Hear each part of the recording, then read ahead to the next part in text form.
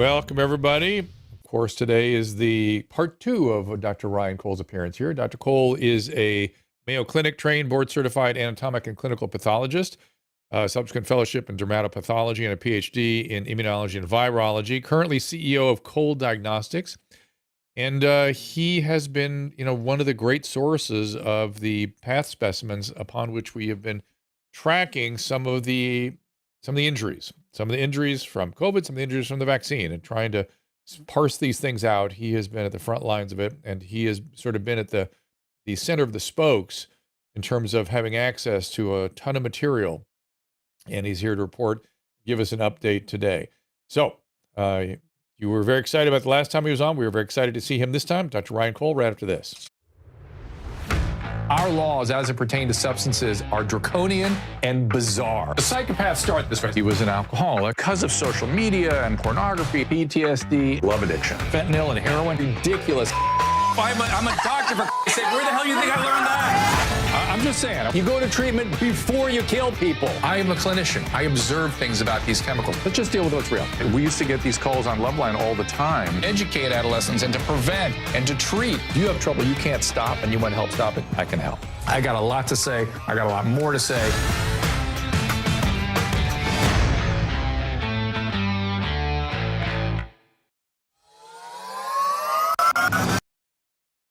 And as always, we'll be watching you on the Restream and the Rumble Rants. We appreciate you all being here. Tomorrow, we're going to switch gears a little bit and do a little bit sort of economics. We had a big report from the Federal Reserve, and we just thought it might be interesting to have a very sort of a different point of view about sort of, Homo economicus, which is, does overlap with some of medicine to some extent.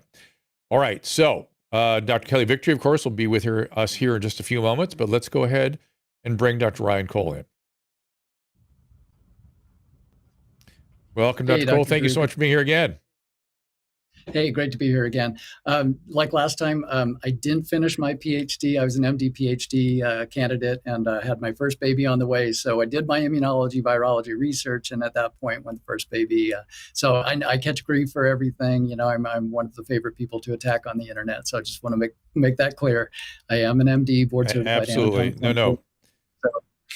I appreciate that, because I do not want to get that all wrong. We want to present our, it's so, this is just a complete sidebar, but it's astonishing to me that people who claim to be experts in all kinds of fields, you never can find their training magically, or you're never clear what it is that they are, how they're in a position to say the things they say, for instance. And boy, I've noticed it over and over again. When the training is not right up front, there's a reason for it. Those of us that have had lots of training and lots of experience, we want to make it clear exactly what our training has been, and because it takes decades to do this stuff, and we want you to know that's what we did to be able to have the judgment to talk about things we're talking about. All right, so let's talk about what we're talking about. Do me a favor, if you wouldn't mind, Dr. Cole, and just sort of let's reset, if just in case there are people here who didn't see your last appearance. I don't want them to have to go necessarily back and listen again, so they certainly are willing to. Just how you got into this, what you're seeing, and then now what you're seeing at the present moment. Certainly. So from the beginning of COVID, having an interest in virology and having an interest in all things pathology, did a deep dive, was very familiar with coronaviruses from previous study. And so when along came the pandemic, I made sure that I was brushed up and knew what we were to expect or not expect, and went back to those original SARS-CoV-1 and MERS studies. And when the pandemic hit here in the laboratory, we ramped up testing to serve our community, local hospitals, and made sure that we were playing a pivotal part to help our community get through what was coming. And early on, I was a big skeptic of a program for injections, vaccines against coronaviruses, just understanding how coronaviruses mutate and whatnot. So I was highly concerned there at the beginning, highly concerned about the experimental technology being used. The lipid nanoparticle plus a gene sequence had never been used widespread on humanity before. So, that had kind of my radar up, watching for what the effects might be. And certainly here in the laboratory over COVID, we certainly saw certain patterns that presented themselves. And if anybody wants to go back, you and I discussed that a lot of COVID was clotting and endotheliitis, inflammation of the blood vessels. And so I was seeing, some of that clotting under the microscope during the first year of the pandemic before the shots rolled out, and certainly seeing more of it after they rolled out. And so that's part of what I've been doing, is studying the different patterns in the laboratory. And what a pathologist does is, we're the quality control of medicine. We look for patterns, changes in patterns, and that helps inform clinical medicine. And so there are different techniques we use in the laboratory. Certainly there are basic things that we've been doing all along, looking at white blood cell counts and certain counts going down after COVID, and most certainly going down after the injections as well.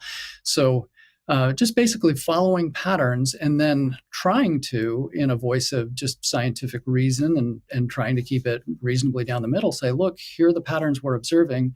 We should be concerned about these. We should study these things. And that's kind of where we are now. We've advanced in terms of how we can identify effects of the virus, effects of the vaccine, both within the human body, within the tissues, within the cells. And as I like to say, the cells don't lie, they're objective. And the patterns that we see in those cells inform us even more, what we've done right, what we've done wrong, and what we could do better in the future. And so that's basically what's brought us, to where we are now. You and I covered a lot of these different issues, and I'll present a few of the slides from the previous presentation again today, just for those who didn't see it. And then we'll go over some newer findings that are, again, still becoming very concerning.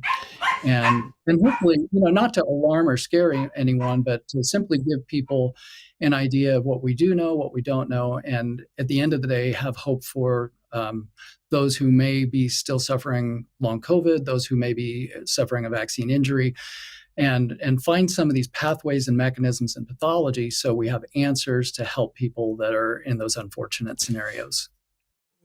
The question I keep asking is, I'm trying to think in terms of rendering a really informed consent to my patients that are younger. How do we understand, and what is your sense of the incidence of, let's just take clotting, for instance. I'm not sure we should take one particular pathology, but I can't think of a better way to frame this. Take clotting. What's COVID? What's vaccine? What's vaccine plus COVID? It's like, how do we adjudicate the risks? Yeah, and unfortunately, we've layered so many of those things societally on top of each other that teasing those out from each other becomes a challenge, because obviously early on, even if you were COVID recovered, and a lot of people had COVID, didn't know they had it, and then were encouraged to get a shot on top of their COVID recovery, their natural COVID recovered immunity, which generally historically we don't do. And even Fauci in 2018 said, look, the best vaccination of all is recovery from a disease, when he was talking about flu. So we know historically in immunology, the immune system does a fantastic job, especially if one is in decent health. Normal vitamin D levels help maintain memory responses in the immune system and whatnot. So to try to tease out, and it's interesting too, because if you go back and look at, say, some of the Moderna studies, if you got 2 shots and then ended up with COVID, your immune response was actually weakened and blunted in certain areas. That was week 42 data out of the United Kingdom. So there are things that we've done that haven't been very scientific as we've gone along, and this has been a frustration for me, is finding those cohorts that are pure, those that were unvaccinated, COVID recovered, and looking at their data sets, and then comparing those to, and then we do have 30%, at least here in North America, that never got the shot. So we do have a fairly good cohort here. But then looking at those who had COVID, then got a shot, and then got COVID again, that alters some of these patterns. And so there's not any one good percentage. The clotting, I really go back to the beginning of the pandemic. And in my mind, primarily, secondarily, tertiarily, COVID is a clotting disease. And we can look, there was a large poll done that showed out of 100 Americans post-injection, 15% ended up with a new chronic condition. So what that tells me, if we some year, 2, 3, 5 years from now, have the data sets, we can genetically go back and say, okay, who was susceptible and why? Why did the spike protein affect this subset of people so adversely compared to those who got things got COVID or got a shot, had no problems. We don't have the answer. We have the technique, we have the means. Do we have the political will to put the finances into those areas? We spent plenty of money advertising a new modality, but those same billions of dollars should have gone into the research at the same time and beforehand to understand what would happen from an immunologic basis, from a clotting basis, from a tissue basis, from all these findings that we're seeing. So I think that's the big picture. Is it's muddy. Yeah, and I know you've been very focused on the spike protein and its effect on clotting and endothelial function. Is there any? Before I bring Dr. Victory in here, I want to know if you have any thoughts about the liquid nanoparticles and could they be a part of the problem as well? And if you have anything on that lately, I don't think we really talked about that last time. Not specifically. And this is probably one of my biggest concerns of all is a lipid nanoparticle. These were designed to carry chemotherapeutic agents to the brain. So we know that they cross the blood-brain barrier. We know lipid nanoparticles go everywhere. The biodistribution studies, and I know you had Dr. Bridle on from Canada, the biodistribution studies that were done out of Japan show how widespread this lipid nanoparticle is within the tissues. And so that's a concern. Human cells were meant to make human proteins, not foreign proteins. So when this lipid nanoparticle carries a gene anywhere in the body, now those cells can express the protein that gene codes for. So what we do know in retrospect now, the damage that the spike protein can cause, my biggest concern is the industry seems to think they have carte blanche going forward now with this new platform of a lipid nanoparticle in a gene sequence for RSV, for influenza, for whatever other pathogen. And the problem therein is we don't have long-term safety studies. Usually a vaccine takes 6, 10 plus years to bring to market because we want to see all those safety signals, tease them out and make sure it's safe. It doesn't matter if it's effective if it's not safe.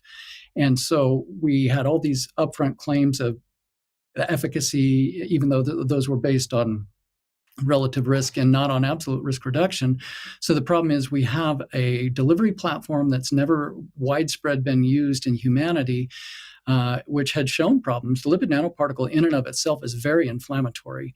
And those lipid nanoparticles, because they're positively charged, they'll fuse and intercalate into the cell membranes. And so when we studied these, we didn't study these in multiple dosages. Initially, studies on lipid nanoparticles were single dose, and that was the promise of it for inborn errors of metabolism, genetic disorders, and whatnot. You could quickly deliver a gene for those missing genes in those kiddos or in certain conditions everywhere.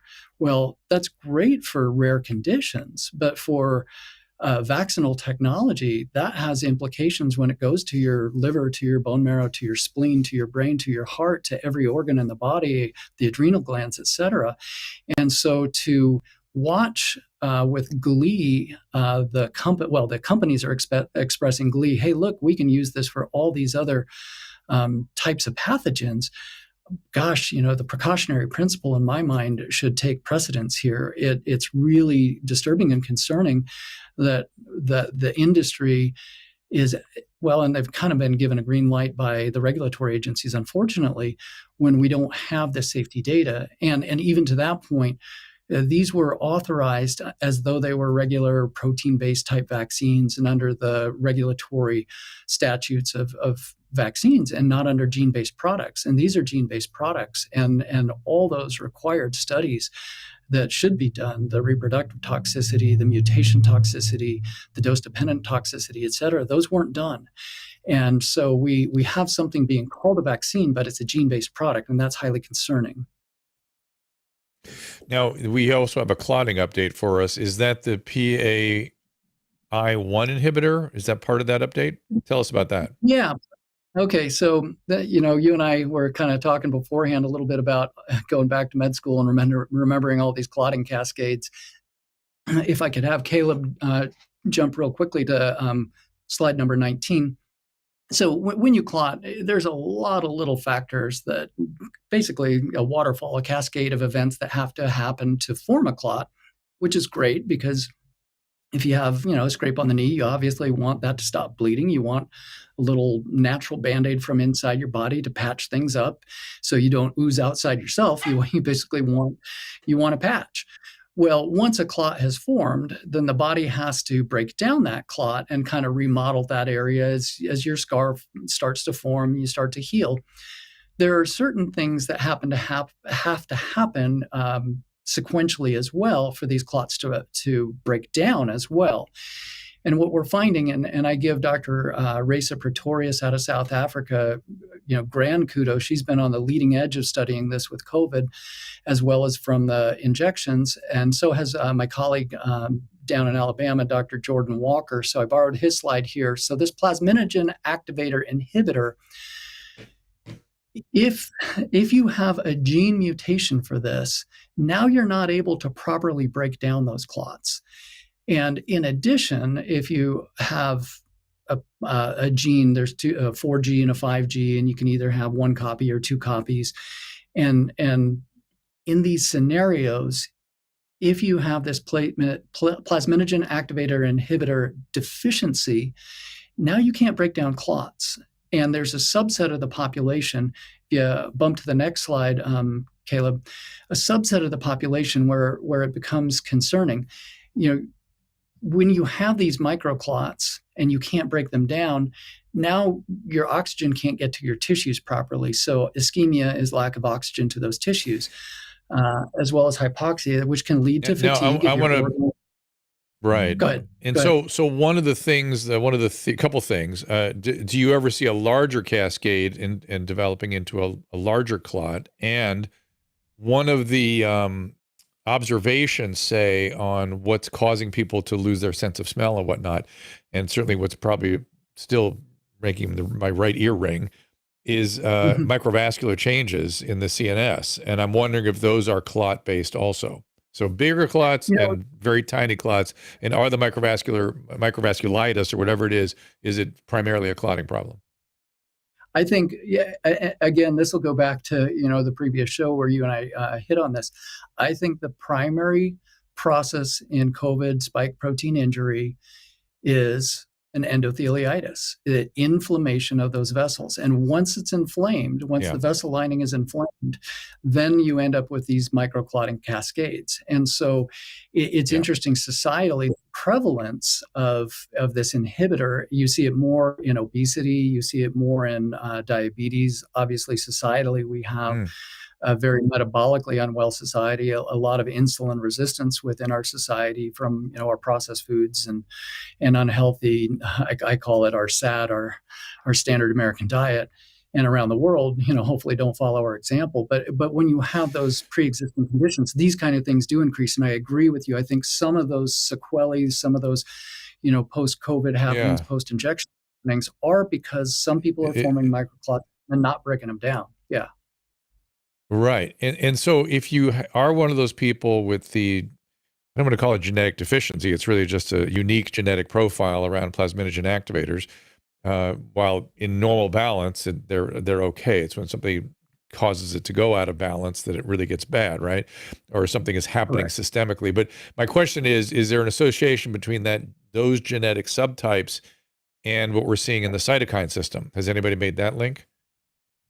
Yeah, and interestingly, so the more adipose one carries on their body, you're already in a pre-inflamed state. So interleukin 6 is one of the inflammatory cytokines. So unfortunately, we saw the outcomes and the data outcomes, and that was the cohort that did the worst. Was the increase? But is that linked to these? Is that linked to these same genetic folks with their plasminogen deficiency? Yeah.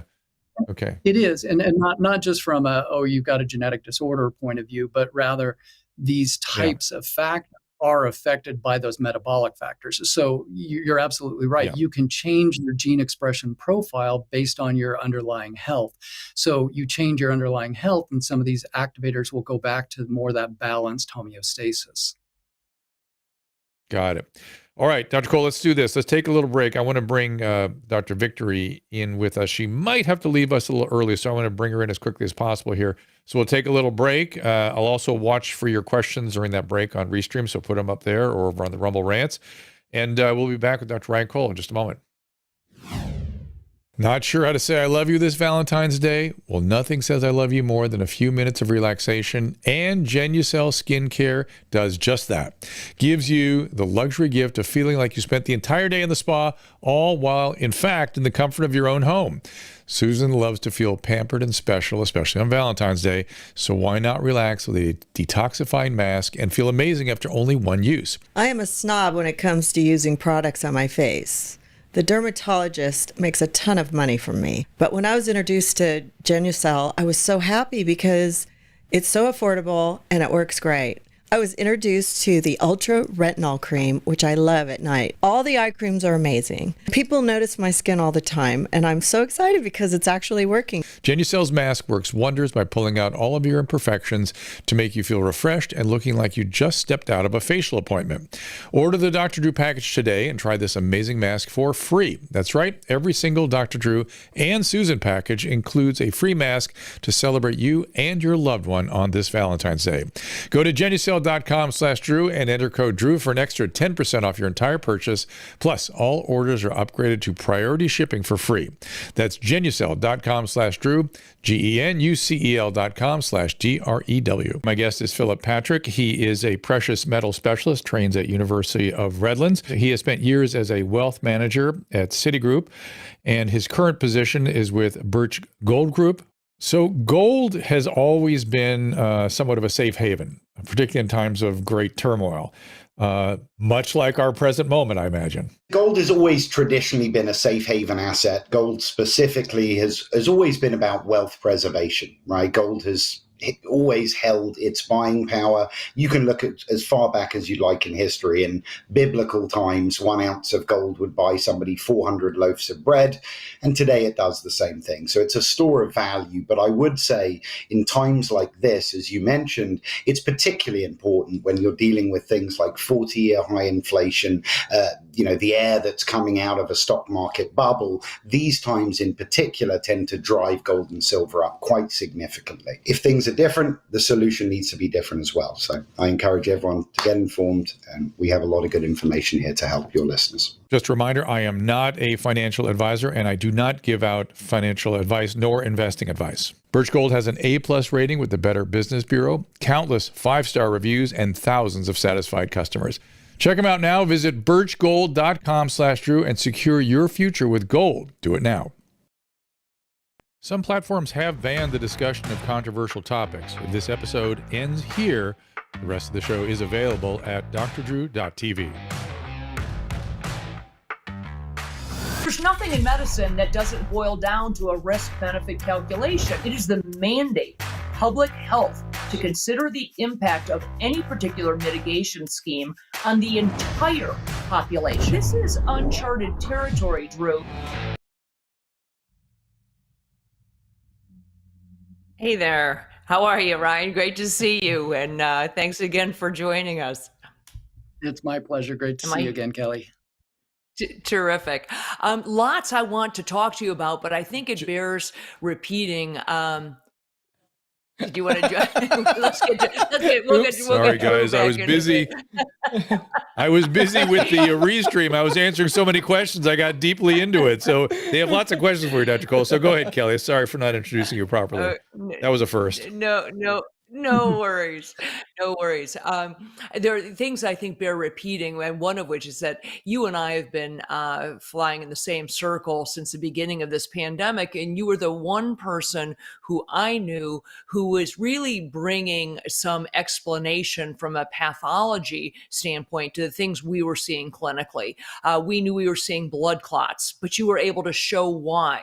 We knew we were seeing increases in infertility, but you were able to show why at a cellular level, by looking at these actual tissues. And I think it's critically important for people to understand that the things we are seeing clinically are being proven, are being explained in what you are seeing at the cellular level under the microscope. And that's really, really important. One of the things I heard you say that I hadn't heard in our last conversation, and I think I want to make sure I understand it. You believe that there is a genetic predisposition or some genetic explanation for why some people are being harmed when others aren't. One of the things we've known from the beginning is that the adverse events, serious adverse events from these shots, are not distributed homogenously. They appear to be different based on lots of the vaccines. So there's this whole, how bad was my batch? And the fact that, like 80 some percent of the really serious events seem to be associated with a relatively small percentage of the vaccine lots. So now I'm hearing a sort of a different take on this, that maybe there's a genetic predisposition in individuals to be harmed. So how have you figured out a way in your own mind to bring those two things together? That one appears to be variations in lots, and the other appears to be an actual genetic predisposition to being injured? Great question. And I think it's both. Before I jump in, I want to answer from the previous segment. I said decrease in PAA1. I meant increase in PAA1. So if anyone criticizes me on that, on this previous segment. Okay, going to your question. In the vaccine injury group, I agree. There may be a higher concentration. There's a wonderful group of physicists out of Austria. I got to present their data, and there's inconsistency within the batches, most certainly. Some have more polyethylene glycol, some have less. Some have more lipid nanoparticles, some have less. Are there contaminants? You bet there are contaminants. So the consistency of production may account for some of the injury that we are seeing. Now, we do know genetically, and there was a really big study, I want to say it was a group out of Qatar that did some in silico modeling of the affinity for the spike protein to the ACE2 receptor amongst different racial groups. So interestingly enough, there is a genetic predisposition as to where that spike will bind, depending on one's genetic makeup. So, a small amount of spike binding more strongly to some of those genetic groups will lead to, more inflammatory outcomes. So we already know from an ACE2 receptor where that spike protein binds point of view that that's actually a shown factor. So I think it's a 1-2 punch. So number one, you get that affinity of binding. I think that's why certain cohorts did a little worse in terms of COVID outcomes, as well as showing vaccine injury susceptibility. But in addition to that, absolutely, the inconsistency, especially in the first couple rounds. Now, I haven't been able to examine any of the bivalents or worked with any of the physicists on that. But I do think that both of them play together in terms of those outcomes. And again, this is going to be something we're going to have to tease out. The key to science, there's two things that make up a good doctor. Number one, you care, and number two, you're curious. And if you don't have that curiosity, we'll never answer these questions. And the only reason I've been doing this and putting my neck on the chopping block trying to share science is I care, and I'll never stop being curious. That's how we answer the questions. If we've done something that's harmed people, well, let's see if we can reverse that. If we want to understand who's most susceptible, then we need to study these things. There are databases and there are large university systems that should be able to get together and tease some of this data out. I'm an independent laboratory. I can't do all these things, and a lot of these things cost money. Everything I've done so far and I've presented so far has been out of my own back pocket, just because I care. I want the scientific answers so that we can prevent future harms. Well, and I agree with you wholeheartedly. And this is what I've said from the beginning, that we have got to care about this. Fundamentally, these are things that, as you said previously, would have been sorted out, or many of these things would have been sorted out in the 6 to 8 years that we normally take during the testing period for vaccines. There's a reason. Vaccinology is complicated stuff. I have said for a long time that the immune system is the last great frontier of medicine. It is complicated stuff. The immune system doesn't always respond the way we think it's going to. And it's why many vaccines never make it out of the starting blocks. They fail and never get there. So I appreciate that. And it sounds like you believe that it's probably multifaceted, both some components that are genetic and some that are related to the gross inconsistencies in batches. Now, back to these blood clots, too. One of the things we talked about when you were on with us last was that the blood clots, in addition to being very, massive, they also included, if I recall, a fair amount of amyloid, something that is not in normal blood clots.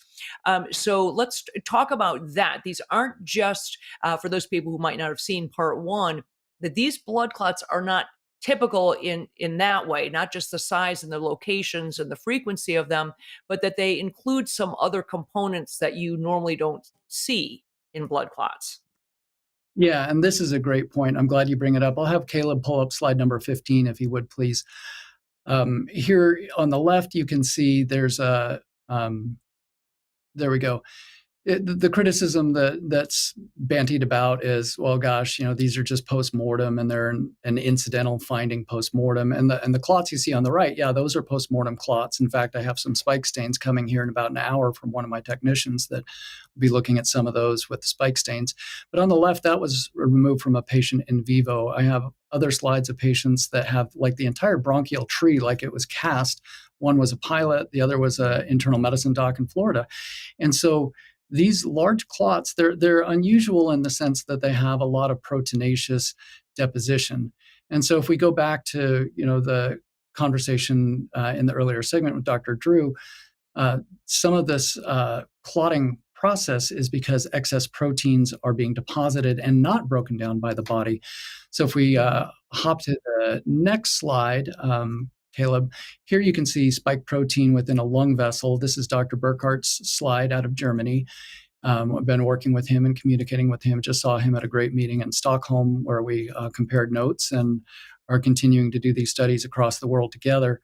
So here you can see spike protein in some of these clots. And if you go to the next slide, this is one from a patient that I just did. Unfortunately, and this was a COVID patient, not a vaccine patient, but here you can see the spike protein, all that little green glowing stuff. That's microamyloid deposition in capillaries within a heart. So the amyloid is depositing in vessel walls, and then some of these amyloid clots will piggyback and just basically like daisy chain onto each other. They just grow and grow and grow. And again, certain patients have the ability to break down clots, and other patients are missing certain factors. And so it's not known who is and who isn't. And sometimes we have to go on symptomatology. But here's what's interesting. If we jump to the next one, we now have in the laboratory, and there's only a handful of labs doing this, on the left, we can stain with a very simple stain called thioflavin, and it'll show clumped protein. So if I take just a simple tube of blood, if you go to your doc, get a tube of blood drawn, spin it down, take the serum off the top, and then we stain it with thioflavin. Now we can see protein clumps. Now we know which of these patients are forming microclots. And then on the right, this is a chart from Dr. Pretorius in South Africa, again, showing that even in the absence of platelets, if you just put the spike protein in, the proteins clump. So that spike protein induces clumping. Now, amyloid, the problem with amyloid is the body really doesn't have an easy way to break it down. What some of these docs are finding in their studies, if they put them on a triple anticoagulant therapy, they're finding a lot of these patients improve. I think you and I maybe hit on the enzyme nattokinase when we were chatting last time, which is an alternate enzyme that also has, fibrin breakdown effects. It's a fibrinolytic. So those who have symptomatology, and some of these patients, again, I'm not your doctor, this is just educational, but as a supplement, some patients are finding that nattokinase is improving some of their symptoms. Not only does it inhibit spike protein binding, or in one study showed some spike protein degradation ability, but also inhibits clotting as well. So amyloid is a very concerning finding. And a lot of these are just microfibrils, like that little green glowing dot we see on the left. But some of this can lead to macro clumping. And that's where I think we're seeing the formation of some of the larger clots. And I think, long COVID and vaccine injury, it's not all the same pathway. Some of it's mast cell activation and allergy activation. Others are reactivated virus. I have a whole presentation I've done where the doctor can go through and say, okay, here's the 4 primary pathways of injury to explore. Obviously, one pathway is the clotting that we're discussing, and then mitochondrial harm is my another major concern I have. And mitochondria, they're the little engines that drive every cell in your body and produce energy. And we found in some studies around the world, mitochondria are inhibited by the spike protein, both from the infection and from the clot. So there's so many pathways, but I think clotting is one that should always be on the mind symptomologically, because you can do something about it. This is something, we've been treating clotting for ages. And when COVID came along and in the hospitals, they were unwilling to, just use simple anticoagulants. It was somewhat perplexing. Well, this is a good segue because we're talking about the staining, Ryan. And one of the things that I know we talked about last show, but is really, I think, critical, is this concept that you have at your hands the ability to stain and differentiate between spike proteins that have occurred as a result of the virus. We know that some of these syndromes and some of these complications occur in people who've had COVID and who have long COVID. But you are able to differentiate at the cellular level, at the tissue level, between spike proteins that occurred as the result of someone having COVID-19 versus spike proteins that were produced in response to the mRNA that they were injected with in the vaccines. This, to me, is a critically important issue because it really answers the question, well, does this person have myocarditis, or does this person have inflammation of the vessel wall because of these spike proteins? Where did those spike proteins come from? Did they come from that person having COVID, the virus, or did they come from receiving an mRNA injection that induced them to create those spike proteins? So talk about how you make that differentiation. Certainly. I'll have Caleb jump to slide number 3, and I'm going to jump through a couple slides really quickly here, Caleb.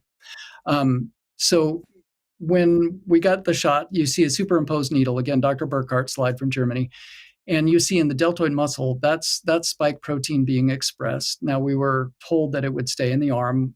Plenty of studies now show that it doesn't. If we'll go to the next slide, this study was done by Dr. Roltgen et al. Out of Stanford. And on the left, you see mRNA persisting in lymph nodes for at least 2 months. And then on the right, the little brown dots. And this is what we look at under the microscope. These are all cells. You see up to 60 days later, there's still spike protein being produced.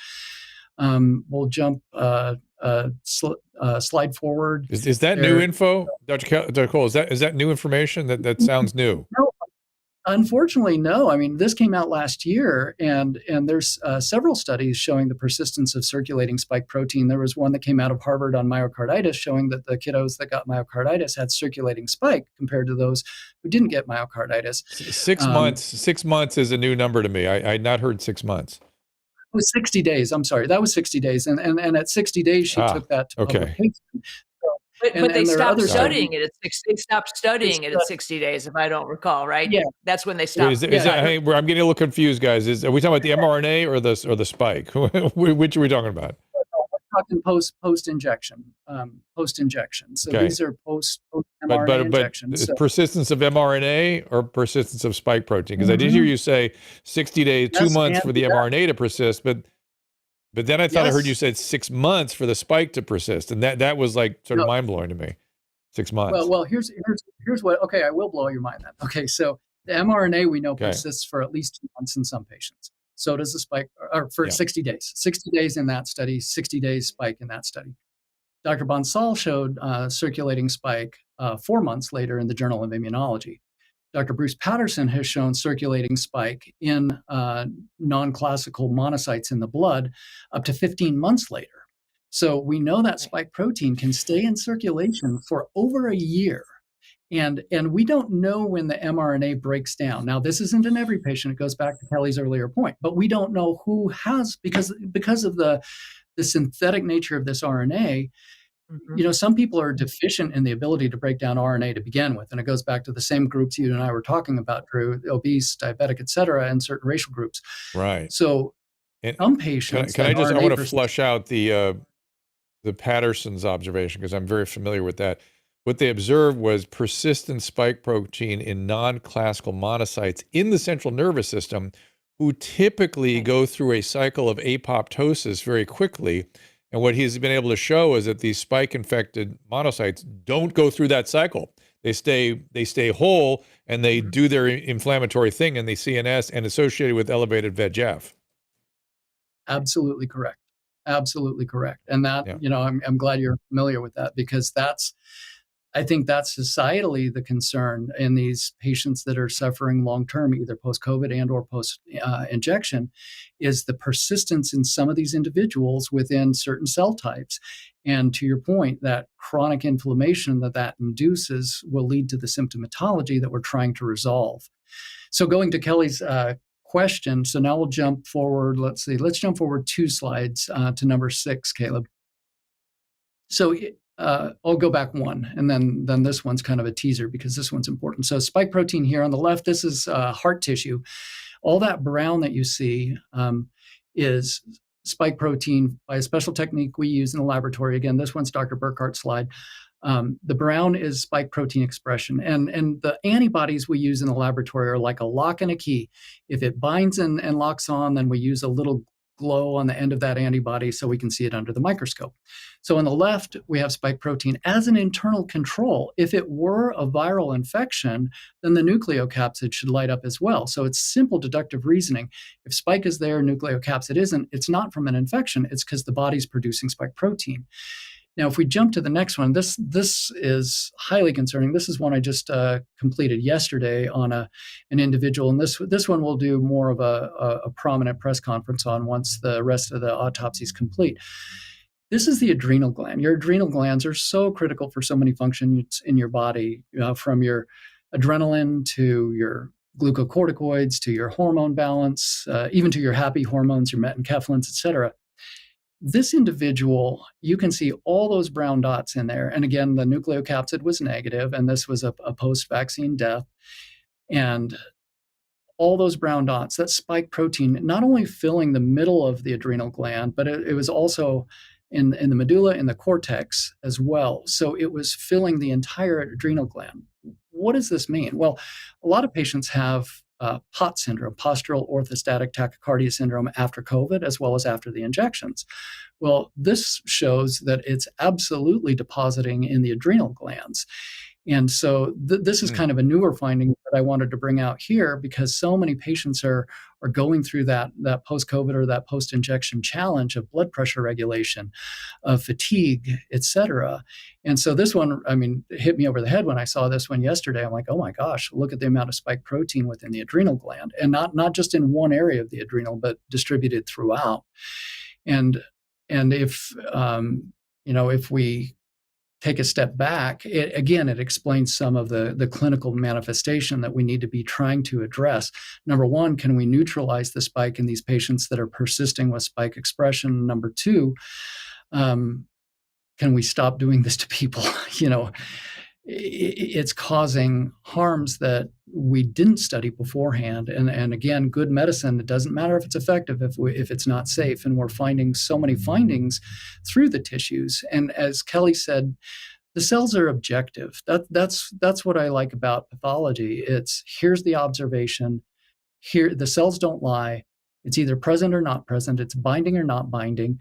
And these cells are expressing it. And so we know from a pathophysiologic mechanism, the cells are expressing spike protein. And that lipid nanoparticle, the adrenal gland, is really fatty. And so when we were discussing before, Drew, the lipid nanoparticle honing to wherever it's going to hone to, it likes to hone to fatty tissues. And the adrenal gland has ACE2 receptors, but it's also a fatty type tissue. So here we can see a manifestation of it fusing, putting its gene product in, and now these cells that shouldn't be making a foreign protein. And think of like Addison's crisis. That's when somebody's blood pressure will drop because you don't have the appropriate hormones to keep tone in your blood vessels, can cause low blood sugar very quickly as well, can cause a dump in your potassium, and your potassium goes low as well. And now, even if there's no inflammation in the heart, if your adrenal gland isn't functioning properly, that could lead to an arrhythmia because of potassium insufficiency as well. So this is one new mechanism that just literally came to me yesterday as I was looking through slides, and I have in the background here about a cajillion more to look at, and those will. What part of the adrenal gland are they? Is it showing in all parts of the adrenal? So you're getting mineralocorticoid as well as glucocorticoid. Yeah. Yeah, the medulla and the cortex. as well as, One of the yeah, go ahead. I was just saying one of the things that you said, Ryan, that I really, I've been really focusing recently, as much as I would love to do and I told you so, victory lap right now, based on the way I've been treated and you've been treated during this. There's no time for that, and we have got to focus on how to fix what has been done to these people. You just used the word, I think, you used a different word than I've said. Yeah, I've been saying, how can we remove these spike proteins? There's got to be a way to diffuse them or to remove them. I don't know how. Do we electrophoresis them out? Do we chelate them out? How do you get rid of them? Or how do we turn off this mRNA? I'm not an mRNA scientist. I don't know a lot about how it gets turned on. But if it got turned on, maybe there's a way to turn it off. But to me, these are the things that we as scientists need to be focusing on. How do we get rid of this spike protein, and how do we stop people from producing more of it? Yeah, and there are plenty of groups out there looking at this, and there's plenty of claims out there, and I think some appear to be useful and successful to a degree. I've seen a lot of patients do quite well. One of the primary ways that I like with the FLCCC approach is autophagy, and that you induce through intermittent fasting. An intermittent fast is 16 hours, and then you cause some of these cells that are carrying atypical proteins, or these cells that are weakened, to die off, so you can grow new healthy cells. Mm-hmm. So that's a simple way, is just cutting caloric consumption several times a week for 16 hours a day. I do that intentionally about 4 or 5 days a week, accidentally 1 or 2 days a week. But that's one amazing way to maintain health. The real answer is we don't know, and this is where I wish the studies were done to show, when does the spike protein stop being produced, and when does the mRNA break down? And these are tissue studies that it should have been done in mammals, to say, hey, this pseudo-uridine within this synthetic mRNA, we don't know the answer. That would be the easiest study to do at any large lab, university level, et cetera, and should be done, because people need this answer. The answer to the question is, I know plenty of things that are useful, certain drugs that shall not be named, as we like to say, that do have spike inhibitory effects. The mRNA question is an unanswered question. I don't know. Before the clock runs down, there's something else that I really want to pick your brain about. We've talked a lot about cardiac injury, and certainly that's very important. We've talked a lot about autoimmune issues and increases in cancer rates. One thing that I don't think has gotten enough attention in the mainstream so far are the neurologic or psychologics, neuropsychiatric issues. Let's switch for a little bit and talk about, we know, based on DMED, the Defense Military Epidemiology Database, and from claims, that there's a significant increase in new onset seizures. We're seeing people complaining of this brain fog, the persistent brain fog, different neurologic problems. Let's talk again at the cellular level, from what you're saying, the pathology. What are you seeing in brain tissue that could potentially explain some of these things? All right, number one, I'm going to have Caleb jump to slide number 8. This is a case that I received recently of a deceased individual, unfortunately. The spike protein has the ability to fold in interesting ways. So certainly we have that amyloid question, and a certain type of amyloid's associated with Alzheimer's. I have a colleague in California, runs a memory care clinic. After the shots rolled out, she saw a massive decline in function within her elderly patients. Now, this one that I'm showing right here, Dr. Montagnier, the Nobel Prize winner, he had identified 26 cases post-vaccine of spongiform encephalopathy. People are familiar with the term mad cow disease. This is a case, all those white holes that you see, that's why they call it spongiform. It looks like a sponge. So this is an individual who, unfortunately, passed away shortly after his 3rd shot, and his brain was Swiss cheese, and not all of it, but good parts of it. And you can't have cellular function if the cells are blown apart. Now, if we'll jump to slide 10, here on the left, this is a single case study by Dr. Moores on the left that showed, again, like Dr. Drew mentions, inflammation of the vessels, all that brown on that little tube on the left, that spike protein. Then you see leaking out from that vessel little brown dots into the surrounding brain tissue. Now, on the right-hand side, these are slides I've completed. These are from that same patient that I was showing you with the sponge-like pattern in the brain. Those brown dots in the middle, those are neurons, and those neurons are being rimmed with spike protein. And so we know the spike protein crosses the blood-brain barrier, the S1 fragment. We know that the lipid nanoparticle crosses the blood-brain barrier. So unfortunately, that's a very protected space in the body. It's an immune-protected site. So to see the pattern of a protein that doesn't belong in the brain crossing the blood-brain barrier,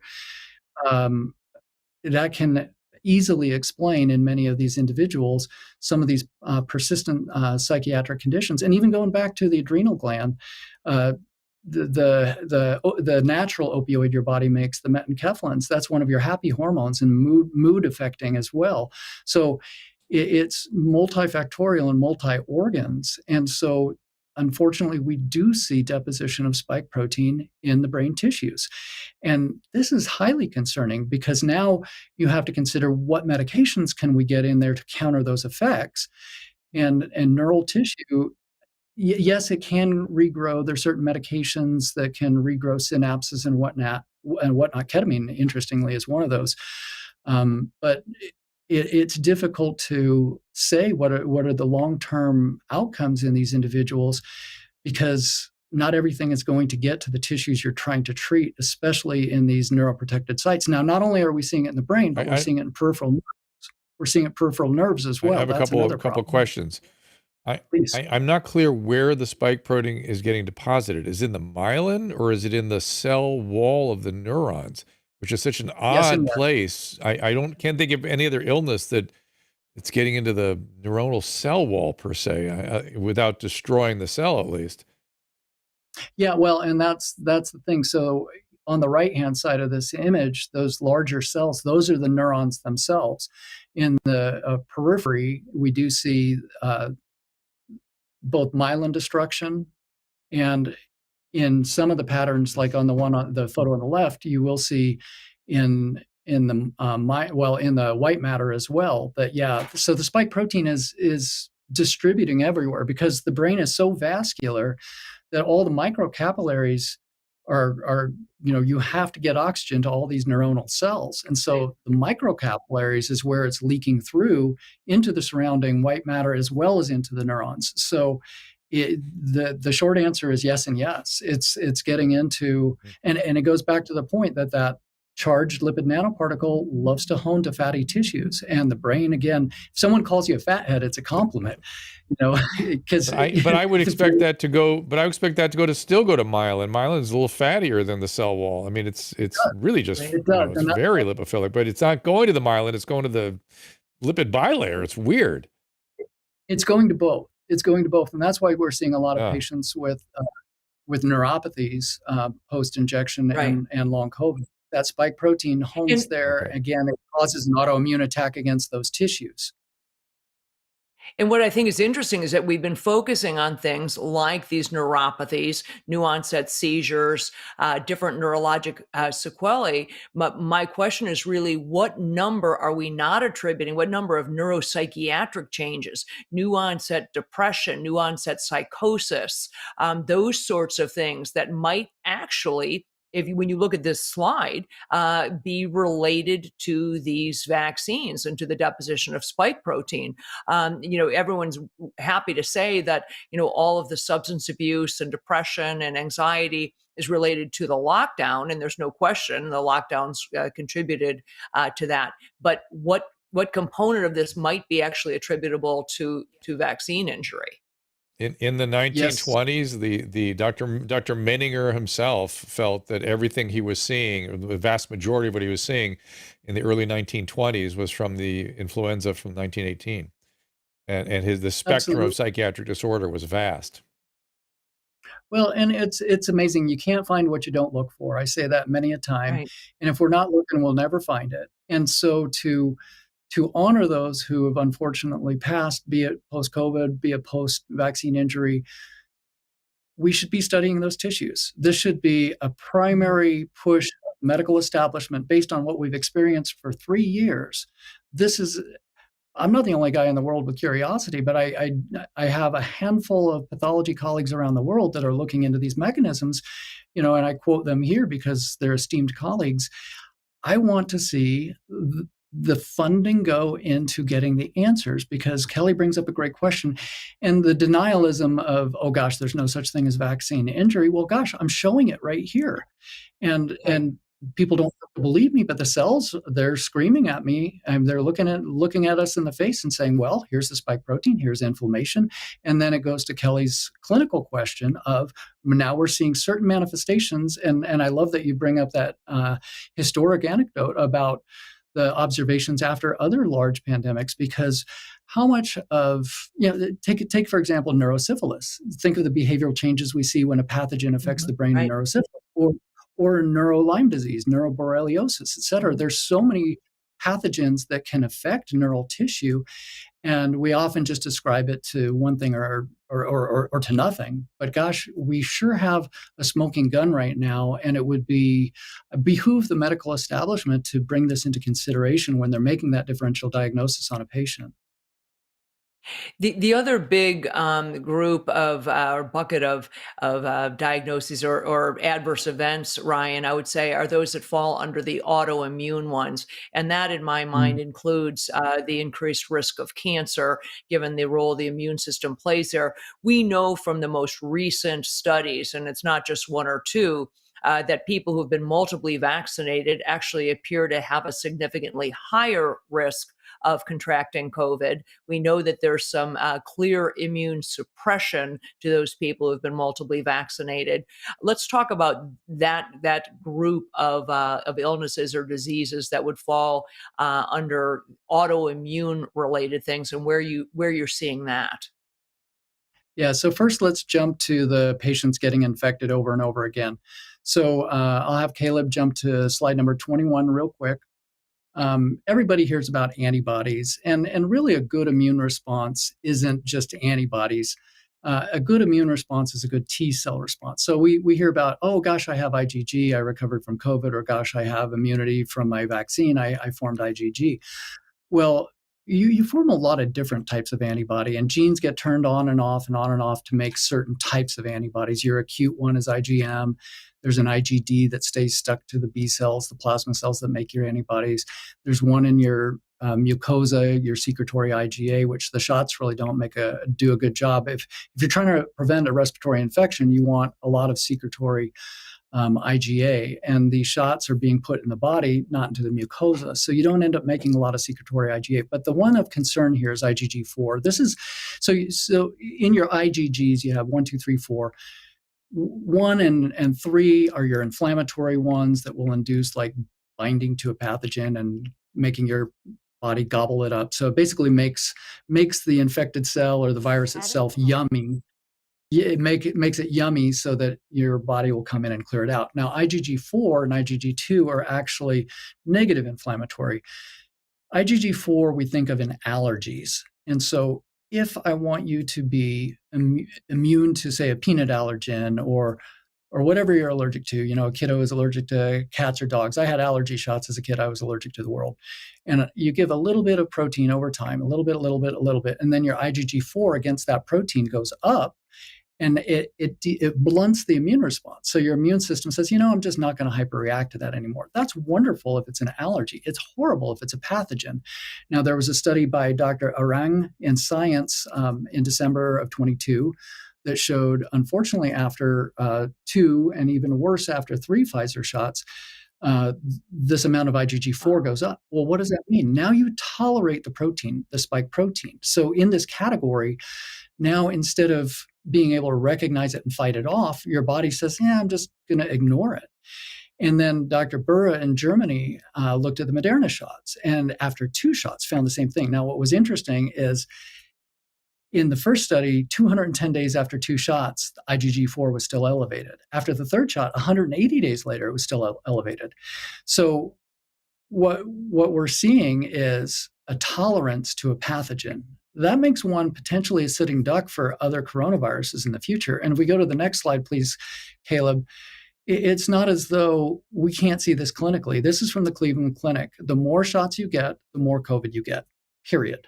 And that's because of immune suppression. So you see that top line, those are patients that got 3 or more shots. The next line down was 3 shots. The next line down was, I think 2. I can't quite see it. But anyway, you can see the pattern. The upper lines are the people with more shots, and those are people that got more COVID. Now, this was a 51,000 patient study. That's not a small study.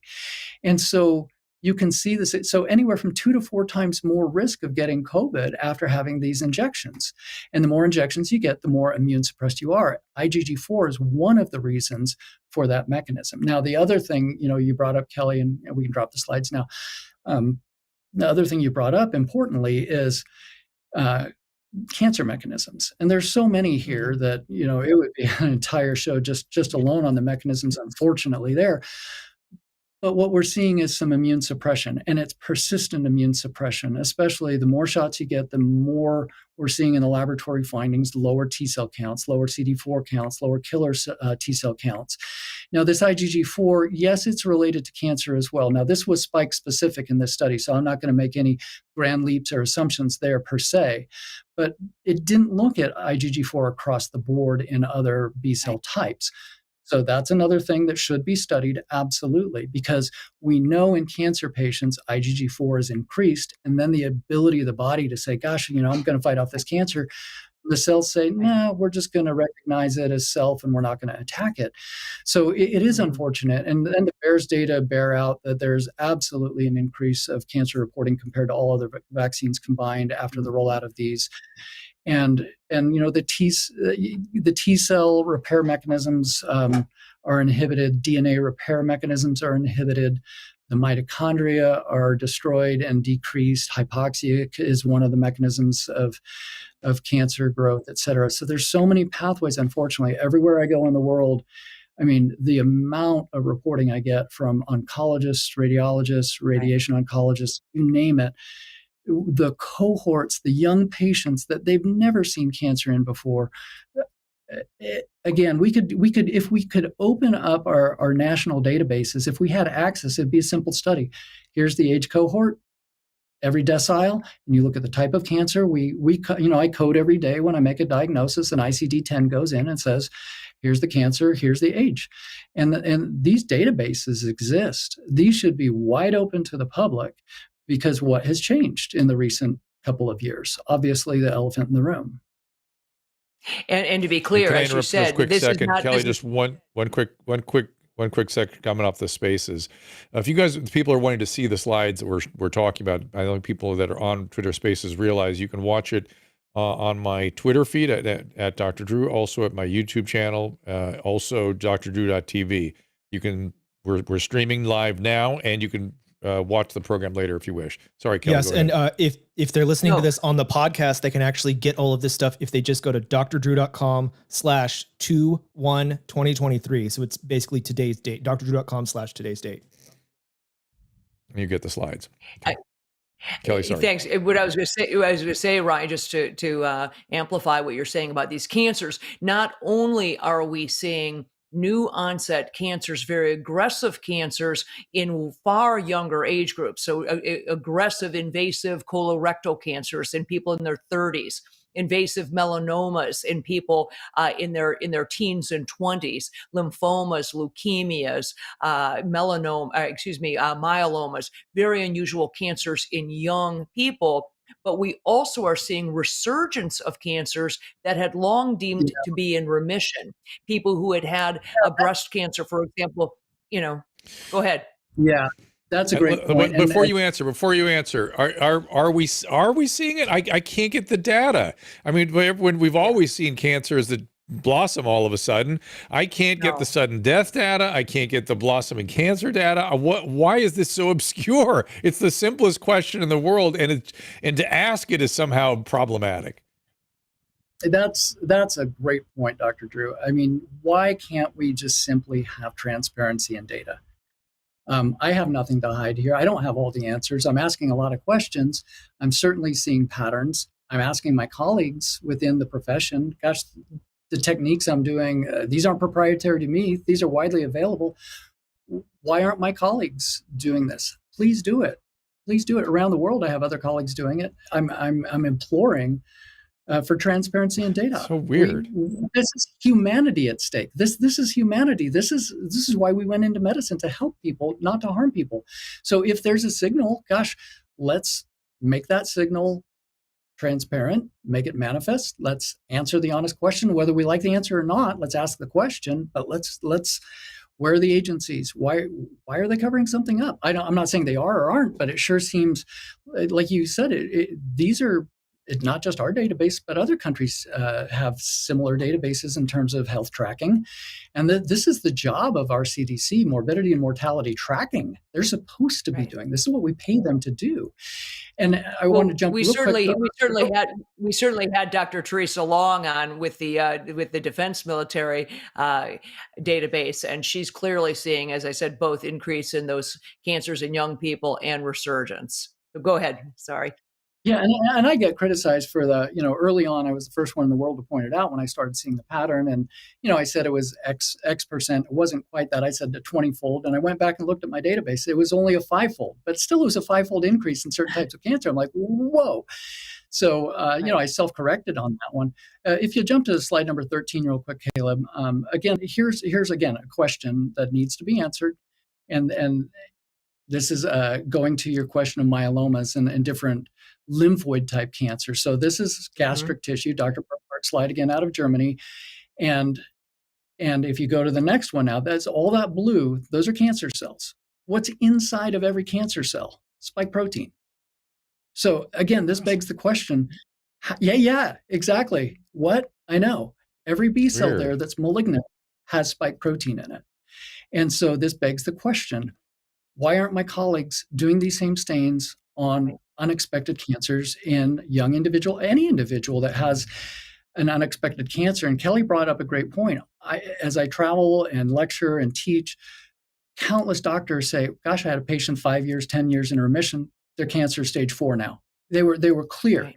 And all of a sudden their cancer is back. And that goes those immune mechanisms keeping cancers in check for a lifetime.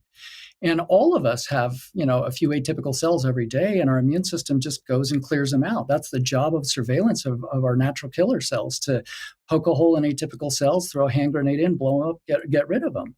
But what we're finding is these unusual cancers in unusual age groups and aggressive ones. And there are mechanisms to explain why, but we should still go back to Dr. Drew's question. I agree with him 1,000%. Open up the data. Just share the data, tell the truth, so we can do something for the patient. And so we can figure out all these mechanisms, so we can prevent harm. First, do no harm. Primum non nocere, the oath we all took. Or help people make the choice, the informed choice. That's the part that's eating me up. I can't. Informed consent is off the table if we don't have the data. Right. And these are simple.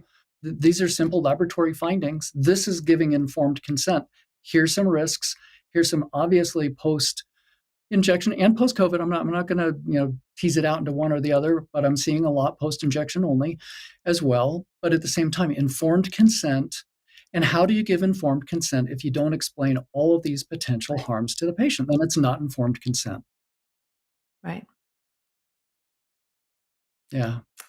And I think that's it's a profession that I'm so proud to be a part of, to just really beg our colleagues to go back to that curiosity in addition to the caring, or bring back both caring and curiosity. We are sort of running out of time here. Kelly, is there any last minute wrap or questions? Or no, as only always, that Dr. Cole that lays down the gauntlet for us.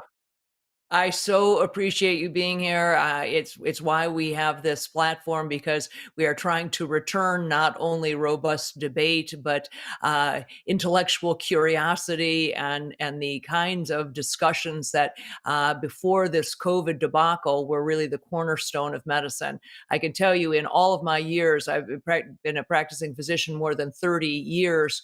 I called hundreds and hundreds of times on my colleagues for second opinions, for advice, for their 2 cents. I never once called the CDC.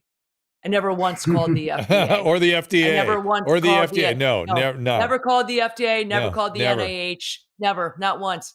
So all of a sudden we have agencies that are not only just opining, but they are directing this show, and that's not right. I rely on my colleagues. I Yep. rely on my own training. I rely on the science. I don't need federal agencies telling me how to do my job. Amen. That is And to that point, spectacular consensus- point. Yeah, and consensus is never the way science is done. And that's why we bring in those second and third opinions, because a critical thinking doctor that may be seeing something that none of us is thinking about may have that answer for that patient. And so this is why it's so important to ask these questions and not live in fear, but live with a courageous curiosity. Ask the question. I always reserve the right to be wrong. Hey, you have better data, please bring it so I can learn. And I would hope that our colleagues would act in that same manner. And on behalf of the patient, this isn't about anybody's ego. Some people, MD means minor deity. To me, it means make a difference. So I think that's what we need to get back to, is making a difference.